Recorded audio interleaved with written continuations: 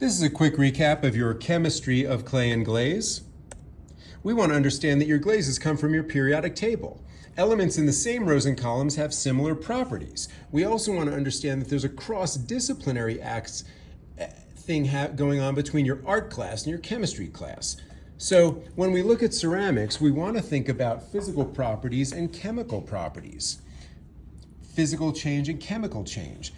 Physical is reversible, so we can add water to dry clay and make it wet clay. But once your clay is fired to 2000 degrees, it is bisque fired, it's hard, it's porous, you cannot absorb, well, you can absorb moisture, but it's a chemical change. It does not go back to being regular clay anymore.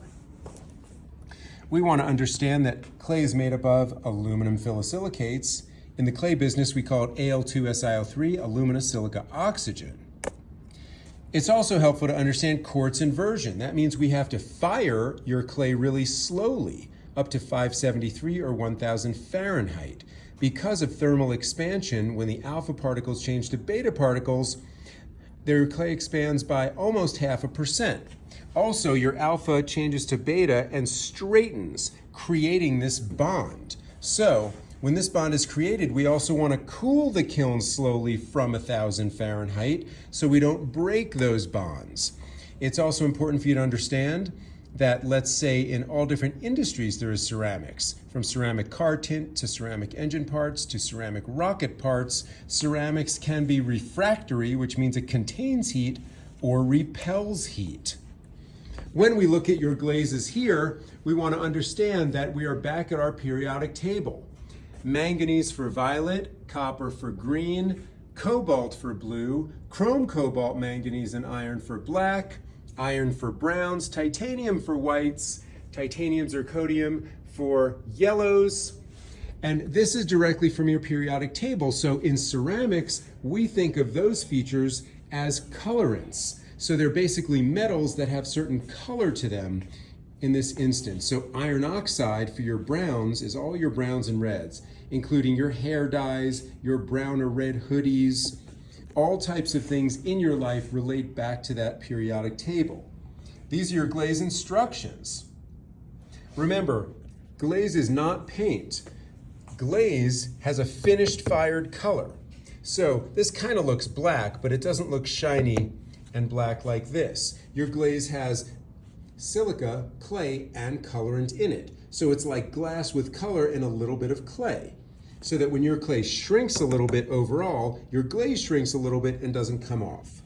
You guys are creating 3 logos and glazing 2 to 3 logos. You're trying to make really clean lines and opaque colors, meaning the light does not shine through.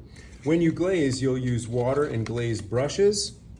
You'll make sure your glaze is a little bit fluid so that when you glaze onto your pieces, it moves around a little bit. Your pieces are bisque fired to 1940 Fahrenheit. When you sponge off that, you get a super clean line. That's what we want for your main lines because they're really hard to glaze in.